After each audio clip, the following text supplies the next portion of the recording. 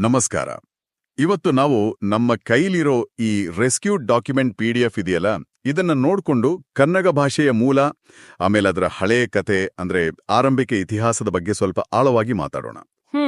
ನಮ್ಮ ಗುರಿ ಏನು ಅಂದ್ರೆ ಕನ್ನಡಕ್ಕೆ ಈ ಭಾಷೆಗಳ ಜಗತ್ತಲ್ಲಿ ತನ್ನದೇ ಆದ ಜಾಗ ಹೇಗೆ ಸಿಕ್ತು ಅಂತ ಸ್ವಲ್ಪ ಅರ್ಥ ಮಾಡ್ಕೊಡೋದು. ಹೌದು, ಖಂಡಿತ. ಕನ್ನಡ ಒಂದು ದೊಡ್ಡ, ತುಂಬಾ ಹಳೆಯ ಭಾಷಾ ಕುಟುಂಬದ ಭಾಗನೇ ಇರ್ಬೋದು. ಆದ್ರೆ ಅದಕ್ಕೆ ತನ್ನದೇ ಆದ ಒಂದು ಸ್ವಾರಸ್ಯವಾದ, ಬೇರೆಯೇ ಆದ ಇತಿಹಾಸ ಇದೆ. ಈ ಡಾಕ್ಯುಮೆಂಟ್ ಅದ್ರ ಬಗ್ಗೆನೇ ಹೇಳುತ್ತೆ. ಸರಿ, ಹಾಗಾದ್ರೆ ಶುರು ಮಾಡೋಣ. ಮೊದಲಿಗೆ ದ್ರಾವಿಡ ಭಾಷಾ ಕುಟುಂಬ ಅಂತಾರಲ್ಲ, ಅಲ್ಲಿಂದಲೇ ಶುರು ಮಾಡೋಣವಾ? ಶೋರ್. ಈ ಡಾಕ್ಯುಮೆಂಟ್ ಪ್ರಕಾರ ಕನ್ನಡ, ತಮಿಳು, ತೆಲುಗು, ಮಲಯಾಳಂ, ತುಳು, ಆಮೇಲೆ ಕೊಡವ ಇವೆಲ್ಲ ಒಂದೇ ಗುಂಪಿನ ಭಾಷೆಗಳು. ಹೌದು. ಏನಿದು ಈ ಕುಟುಂಬದ ಸ್ಪೆಷಾಲಿಟಿ? ಭಾಷಾ ತಜ್ಞರು ಹೇಳ್ತಾರೆ, ಈ ದ್ರಾವಿಡ ಭಾಷಾ ಕುಟುಂಬ ಇದೆಯಲ್ಲ, ಇದು ಸುಮಾರು 4,500 5,000 ವರ್ಷಗಳಷ್ಟು ಹಳೇದಿರ್ಬೋದು ಅಂತ. ಅಷ್ಟೊಳ್ಳೇದಾ? ಹೌದು.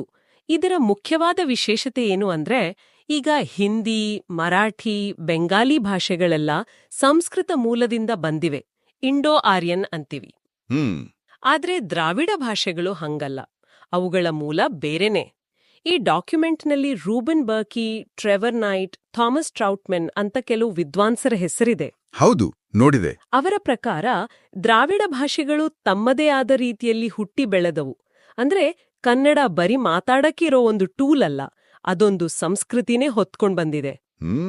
ಇದು ಇಂಟ್ರೆಸ್ಟಿಂಗ್ ಆಗಿದೆ.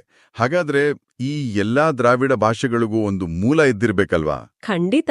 ಡಾಕ್ಯುಮೆಂಟ್ನಲ್ಲಿ ಪ್ರೋಟೋ ದ್ರಾವಿಡ ಅಂತ ಒಂದು ಪದ ಇದೆ. ಏನಿದು?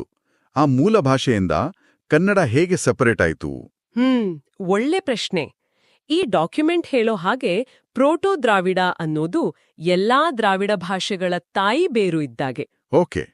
ತುಂಬಾ ವರ್ಷಗಳ ಹಿಂದೆ ಆ ಮೂಲ ಭಾಷೆ ಮಾತಾಡೋ ಜನ ಬೇರೆ ಬೇರೆ ಕಡೆ ಹೋದ್ರು, ಅವರವರ ಸಂಸ್ಕೃತಿ ಬದಲಾಯಿತು, ಆಗ ಭಾಷೆನೂ ಬೇರೆ ಬೇರೆ ಆಗೋಕೆ ಶುರುವಾಯ್ತು. ಅಂದೇ ಕವಲೊಡಿತು.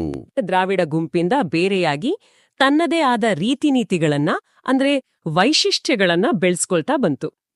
ತನ್ನದೇ ಆದ ವೈಶಿಷ್ಟ್ಯಗಳು ಅಂದಾಗ ಡಾಕ್ಯುಮೆಂಟಲ್ಲಿ ಸ್ವತಂತ್ರ ಶಕ್ತಿ, ಇಂಡಿಪೆಂಡೆಂಟ್ ಪವರ್ ಅಂತ ಒಂದ್ ಮಾತು ಬರುತ್ತೆ.